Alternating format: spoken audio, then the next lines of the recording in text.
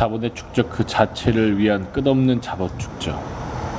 축적 그 자체를 위한 끝없는 자본 축적.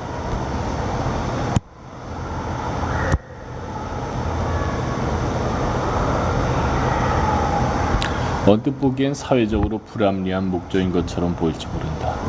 그러나 이를 옹호한 사람들 역시 늘 있기 마련이었는데 이들은 장기적 안목에서 볼 때 그것이 사회적 이익을 가져다 준다고 해서 그래 그것을 정당화했던 것이다.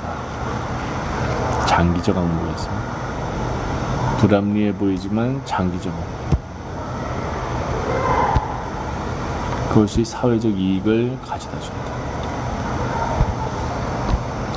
이 같은 사회적 이익이 얼마만큼이나 진정한 것인지에 대해서는 나중에 다르겠다. 그러나 얼마만큼의 집단적 이익을 가져다 주었는가 하는 점은 그만 접어두고라도 한 가지 분명한 것은 자본의 축적이 많은 개인들에게 그리고 또는 소집단들에게 소비를 크게 늘릴 수 있는 기회와 여건을 마련해 준다는 점이다.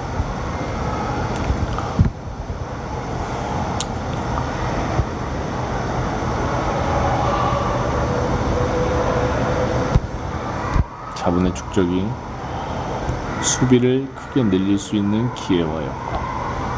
이 같은 소비의 증가로 말미암아 소비자들의 삶의 질이 정말로 개선된 것인지 아닌지는 별개의 문제이며 별개. 삶의 질이 소비의 증가로 개선됐는지는 모르는 거야. 이 문제 역시 나중으로 미뤄두겠다. 맨 먼저 따져봐야 할 문제는 개인적으로 당장 이익을 챙기는 사람은 누구인가 하는 점이다.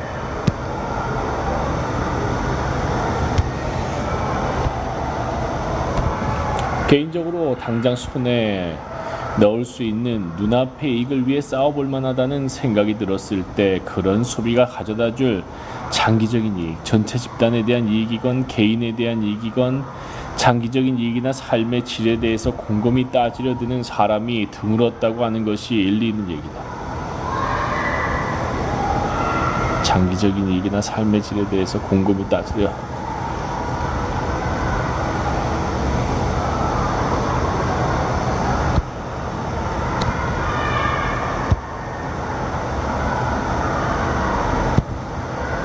꼼꼼히 따지렸다는 곰곰이 따지려 드는 사람이 드물었다고 하는 것. 왜 드물었을까? 사실 이것이야말로 역사적 자본주의 안에서 일어난 정치 투쟁의 가장 중요한 초점이 되어 왔던 것이다. 역사적 자본주의를 가리켜 하나의 물질 문명이라고 하는 것도 실은 이를 두고 하는 말이다. 물질적인 측면에서 볼 때 남보다 뛰어난 사람들에게 돌아간 보수가 많았을 뿐 아니라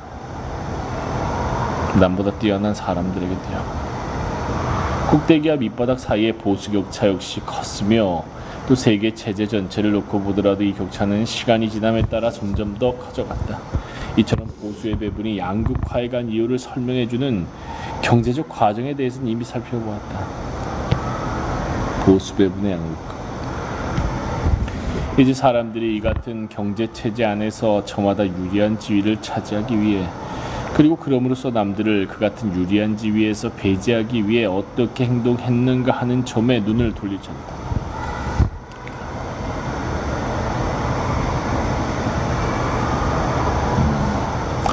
유리한 지위를 차지하기 위해 혹은 남들을 유리한 지위에서 배제하기 위해 어떻게 행동했을까?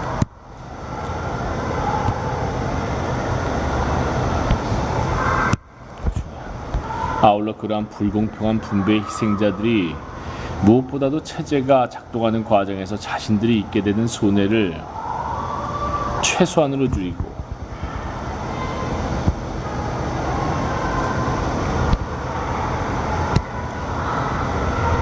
그 다음엔 이 같은 명백한 불의의 근본 원인인 이 체제를 변형시키기 위해 어떻게 행동했는가를 또한 살펴봐야겠다.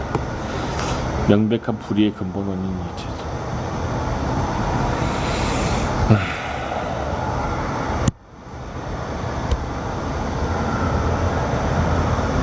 변형시키기 위해 어떻게 행동한다. 역사적 자본주의 하에서 사람들은 또는 사람들의 집단은 어떻게 정치적 투쟁을 수행했는가? 정치적 투쟁. 그게 핵심. 정치 투쟁. 정치란 자신에게 더 유리한 방향으로 권력 관계를 변경하고 그럼으로써 여러 사회적 과정들의 방향을 바꾸려는 행위다. 이런 일을 성공적으로 수행하기 위해서는 최소의 노력으로 최대의 이익을 거두게 해줄 변화의 지렛대를 찾아내야만 한다. 변화의 지렛대. 가장 효율적인 변화의 지렛대.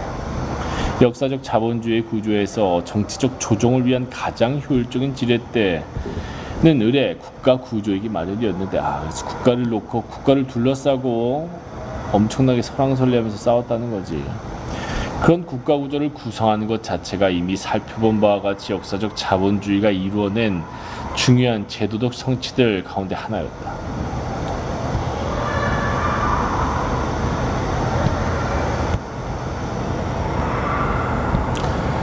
이래서 국가 권력에 대한 통제가, 그리고 필요할 경우 국가 권력의 강탈이 근대 자본주의 역사 전체를 통해 정치 무대에서 활약한 모든 주역들에게 기본적인 전략 목표가 되어 왔음은 이미 결코 우연이 아니다.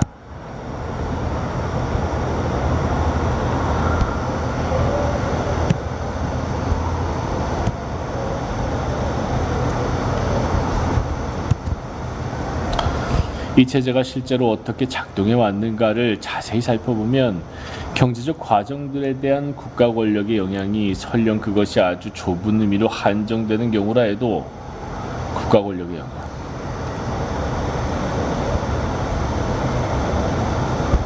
결정적으로 중요했음을 한눈에 알 수 있다. 첫 번째, 그리고 가장 기본적인 국가 권력의 요소는 영토 관할권이다.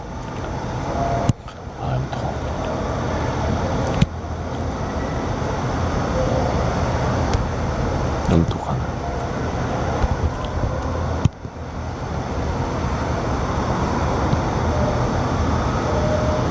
영토 관할권.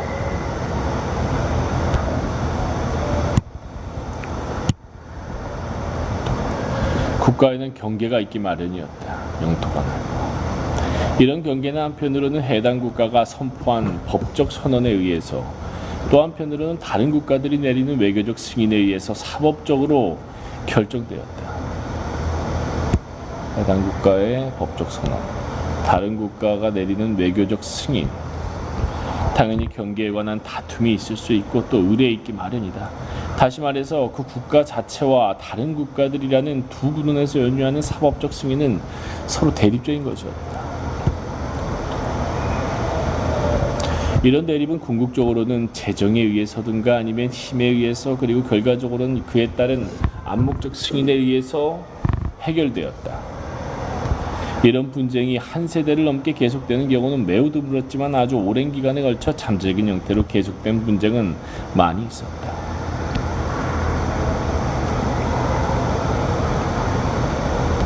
아주 중요한 사실은 어느 편을 가릴 것 없이 이런 분쟁은 결국 해결될 수 있으며 또 해결될 것이라는 이념적인 가정을 줄곧 간직하고 있었다는 점. 해결될 것이라는 이념적인 가정. 근데 국가체제에서 개념적으로 용납될 수 없었던 것은 항구적인 중복 관할권을 공공연히 인정하는 일이었다. 항구적인 중복, 용납될 수 없지. 항구적인 중복 관할권은 공공연히 인정. 하나의 개념으로 주권은 아리스토텔레스의 배중률을 위반하면 안 되는 거지. 왜 이래?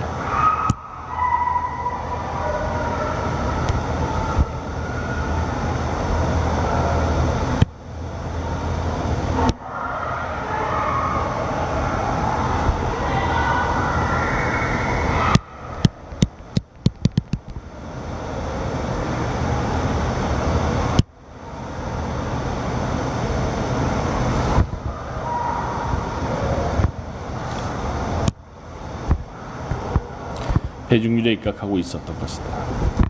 이러한 철학적, 법률적 이론에 따라 여러 국경선을 넘나드는 이동을 통제하는 일이 어느 특정 국가들의 책임 사항인가 아닌가를 결정할 수가 있었다.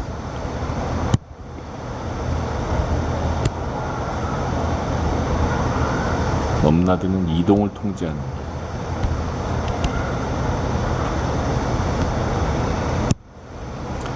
모든 국가는 각자 재화와 화폐, 자본과 노동력이 자국의 경계선을 넘나드는 것을 통제할 권적 관할권을 가지고 있었다.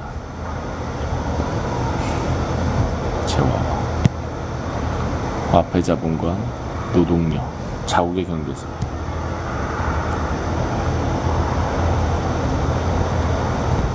따라서 국가들은 자본주의 세계 경제의 사회적 분업이 작동하는 양상에 대해서 나름대로 어떤 영향을 미칠 수가 있었다. 따라서 국가들은 자본주의 세계 경제의 사회적 분업이 작동하는 양상에 대해서 나름대로 어떤 영향을 미칠 수가 있었다.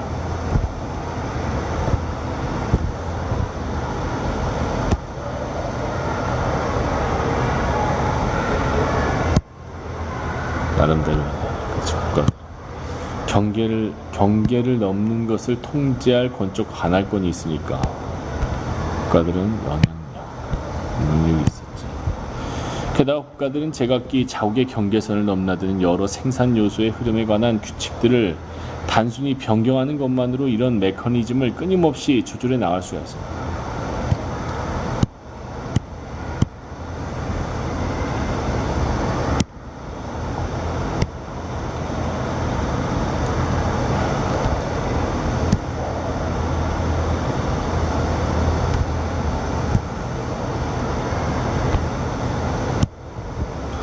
이 같은 국경성 통제는 의뢰 통제의 완전한 부재, 자유무역과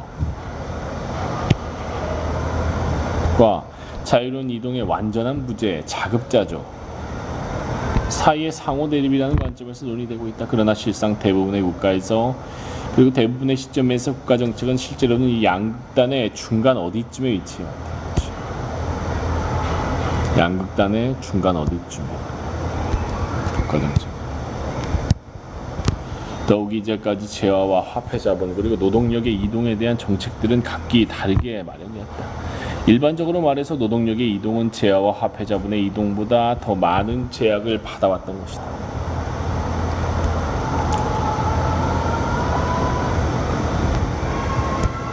노동력의 제약, 노동력의 이동. 그렇지. 이동은 더 많은 제약. 한 상품 연쇄의 어딘가에 위치한 특정한 생산자의 처지에서 볼 때 이 생산자가 세계 시장에서 동일한 재화를 생산하는 다른 생산자들에 비해서 경제적으로 경쟁력을 갖춘 경우에는 이동의 자유가 그에게 바람직한 것이었다. 그렇지.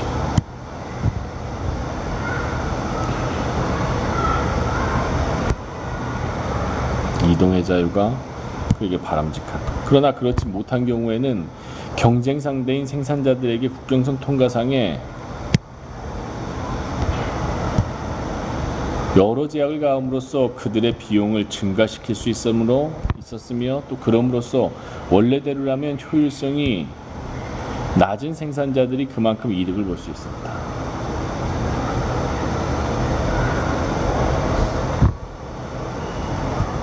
여기 제약을 가하면 효율성이 낮은 생산자들이 이득을 볼 수 있는 거지. 자유경쟁을 안 하니까. 어느 특정 상품을 생산하는 사람들이 많은 시장에서는 원래 더 효율적인 생산자들은 소수이고 그들보다 덜 효과적인 생산자들은 다수이기 때문에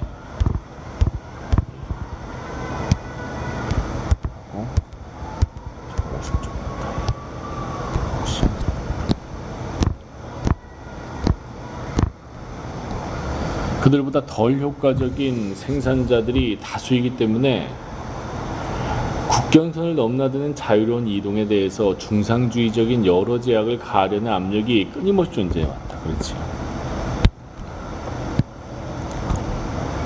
효율적인 생산자들은 소수고 덜 효율적인 생산자들이 다수이기 때문에 국경선을 넘나드는 자유로운 이동에 대해 중상주의적인 보호주의적인 여러 제약을 가하려는 압력이 끊임없이 존재했겠지.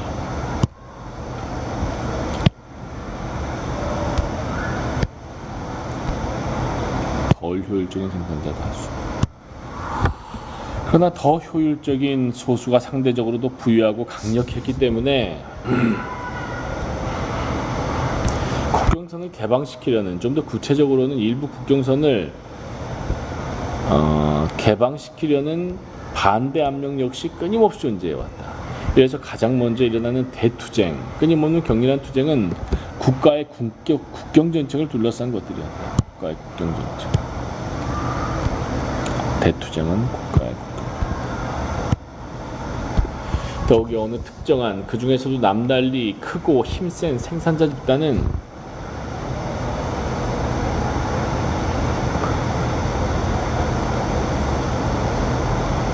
경제적 기반이 실제로 자리 잡고 있는 국가.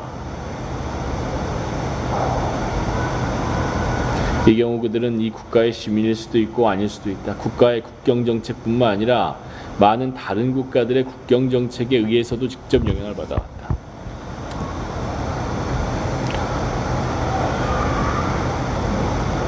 경제적 기반이 실제로 자리 잡고 있는 국가 뿐만 아니라 이 국경정책뿐만 아니라 많은 다른 국가의 국경정책에 의해서도 직접 영향을 받을 수가 있지. 생산자 집단은 남달리 크고 힘센 생산자 집단은 그렇기 때문에 그런 특정의 경제적 생산자들은 몇몇 국가들 안에서 때로는 정말로 아주 많은 국가들 안에서 여러 정치적 목적을 동시에 추구하는 데 관심을 기울여 왔던 것이다. 국경정책이 상당히 민감한 거지. 노동력, 재화, 생산물의 이동과 밀접하니까 자신의 정치적 활동 범위를 그가 속한 국가에만 한정시켜야 한다는 생각은 자본의 축적 자체를 목적으로 추구하고 있던 사람들의 생각과는 완전히 대립되는 것이었다.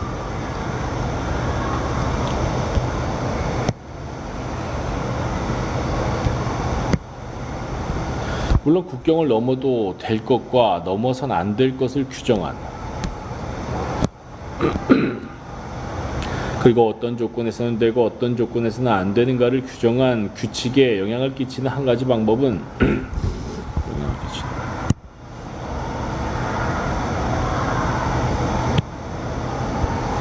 영향을 끼치는 한 가지 방법. 한 국가가 다른 국가를 완전히 편입시킴으로써 통합 식민지화 완전히 편입시킴으로써 통합 합병 식민지화 영토의 일부를 강점함으로써 또는 분리시키거나 탈식민지화함으로써 그러니까 식민지 국가는 접근 못하니까 탈식민지를 도와줘서 내가 접근할 수 있게 실제 국경선을 변경하는 일이었다. 국경선의 변경이 세계 경제의 사회적 분업의 패턴에 직접적인 영향을 끼쳐왔다는 사실은 특정한 국경선의 변경을 찬성하거나 반대한 모든 사람들이 가장 중요하게 생각한 사항입니다.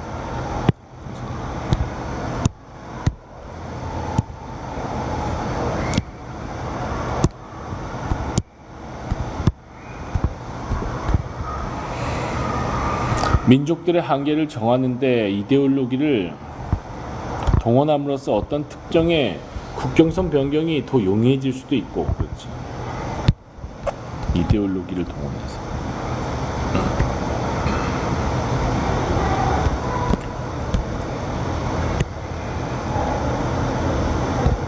덜 용이해질 수 있는데 이 같은 사실은 민족주의 운동에 대해서 직접적인 경제적 의미를 부여해야 한다.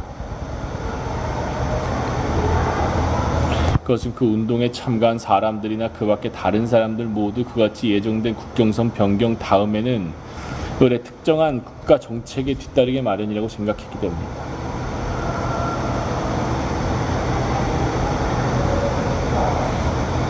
민족주의 운동에 대해서 직접적인 경제적 의미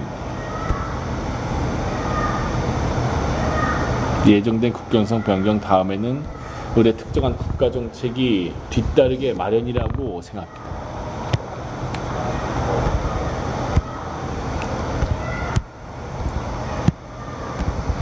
국가 권력의 역사적 자본주의의 작동과 깊은 관련을 갖게 되는 두 번째 요소는 국가 권력. 국가 권력과 역사적 자본주의. 국가가 그 영토적 관할 내에 사회적 생산 관계를 지배하는 규칙들을 결정할 수 있는 법적 권리를 갖고 있다는 점이었다. 사회적 생산 관계를 지배하는 규칙들을 법적 권리. 국가가. 근대 국가 구조들은 일련의 전통적인 생산 관계를 폐지하거나 근대 국가 구조 수정할 수 있는 이런 권리를 사취했다. 폐지, 수정. 법률 문제에 관한 한 국가는 자신이 스스로에게 부과한 것들 말고는 자신의 입법 영역에 대한 어떠한 제약도 인정하지 않았다.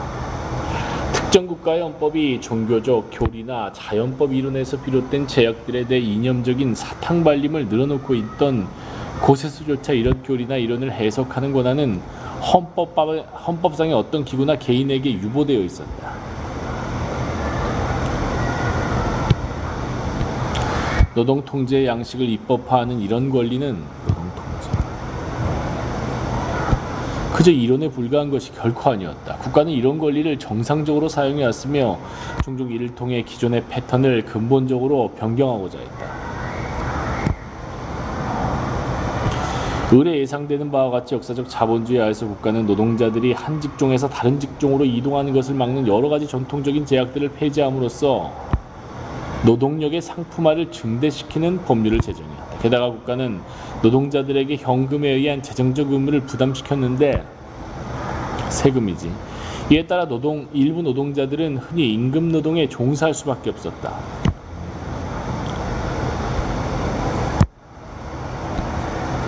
그러나 다른 한편으로는 이미 살펴보았듯이 국가가 여러 법적 행위를 통해서 완전한 프롤레타리아화를 억제하는 일도 종종 있었는데 거주지에 대한 제한을 가한다거나 친족 집단이 그 구성원들의 복지에 대해 몇 가지 책임을 계속 떠맡아야 한다고 주장함으로써 그랬던 것이다. 국가는 생산관계를 통제했다. 생산관계 통제. 국가는 처음에는 특정 형태의 강제노동, 노예노동, 공적 노역 의무, 계약제, 강제노역을 합법화했으며 특정 형태의 강제노동을 또 나중에는 이를 불법화했다. 불법화. 합법화, 불법화.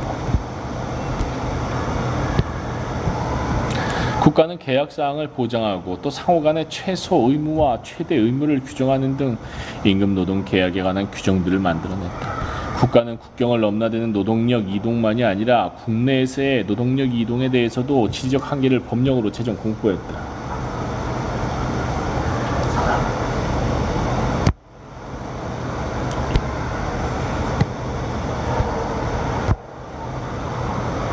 국내에서의 노동력 이동에 대해서 지리적 한계를 법령. 국가의 이런 온갖 결정들은 그것들이 자본 축적에 대해 직접적으로 어떤 경제적 의미를 갖는가 하는 관점에서 내려졌다.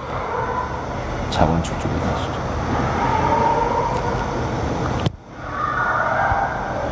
어떤 경제적 의미를 갖는가. 이러한 사실은 법률 제정이나 행정면의 여러 정책 대안들을 놓고 벌어진 무척이나 많은 논쟁들에 관한 당시의 기록들을 쭉 훑어보기만 해도 쉽사리 입증될 수 있다. 더욱이 국가는 여러 반항적인 집단들, 특히 반항적인 노동자들에 대해 여러 규제들을 강제적으로 적용하는 데 의뢰 상당한 정력을 쏟아왔다. 노동자들이 그들의 행위에 대한 법적 규제들을 무시하도록 내버려둔 예는 극히 드물었다. 그와는 정반대였다. 다시 말해서 노동자들의 반란은 개인적인 것이건 집단적인 것이건 소극적인 것이건 적극적인 것이건 의뢰 국가기구에 의한 억압적 대응을 즉각 불러일으켰다. 이윽고 조직화된 노동계급의 운동을 통해서 그런 억압행위에 어떤 제한을 가할 수 있게 되고 또 정부의 통제 규정들을 그들에게 약간 유리한 방향으로 수정할 수 있게 되었던 것도 틀림없는 사실이다. 그러나 그런 운동이 이 같은 성과를 얻을 수 있었던 것은 주로 그들이 국가기구의 정치적 구성에 영향을 줄 만한 힘을 가지고 있었기 때문이다. 55조 22분